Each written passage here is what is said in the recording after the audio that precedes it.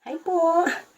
Ang tanong ko lang po, gaano po kahalaga ang pakikipag-engage sa ating kapwa content creator? May tanong po ako dyan na real talk na real talk. Sa palagay po ninyo, sino ang magpapasahod sa atin? Si Boss Meta ba? O ang ating mga viewers? Tama ka.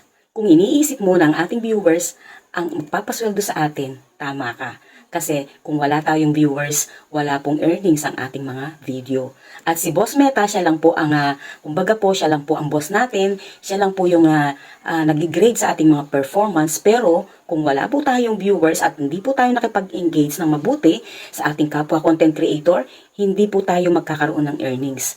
Yan po ay real talk talaga. Kaya mahalaga po ang makipag-engage po tayo, ano? Yung mga dumidikit po sa atin na nakikiusap po na payakap po sila, puntahan po natin sila, tulungan po natin sila. Kasi pagdating po ng panahon na tayo po ay mamonetize sa ating pong mga in-stream ads, sa ating pong star, at sa ating pong mga ads on reels, sila pong mga viewers ang magpapasahod sa atin. Though hindi po sa kanila manggagaling ang pera, pero sila po ang ating pong susi para po magkaroon tayo ng earnings. Ano po? Kasi po once na ang isang video ay wala pong views at may ads po siya, wala rin po siyang kwenta kung hindi po siya mapapanood ng ating mga content creator na kapwa nating content creator at mga viewers na rin po. Real talk lang po yan, ano? Totoo po yan. So, makipag-engage po tayo, ano? At yung pong totoong engagement, ano po, paano po ba ang paraan ng pakikipag-engage?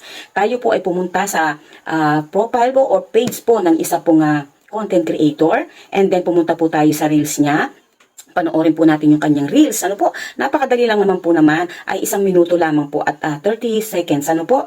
At napaka-kaunti lamang pong oras ang hinihingi, no? Then panoorin po natin yung kanyang yung pong video ng ating kapwa content creator. And then pagkatapos po nating manood, then mag-react po tayo, mag-comment po tayo, depende po doon sa napanood natin. Bigyan po natin ng puso. And then i-follow po natin. Ganun po ang legit na pakikipag-engage. Ano po? Sana po wag po tayong magmadali sa lahat ng bagay, pati po ito, ano, wag po nating madaliin sapagkat hindi po natin makukuha sa mabilisan yan. Yan po ay nakaproseso po lahat yan. Kahit naman po si Facebook may proseso din po yan. Binibigyan tayo ng 5,000 follower, may 60,000 minutes of views bago natin makuha ang lahat. So ganun po ang dapat nating gawin. May proseso po ang lahat. Salamat po.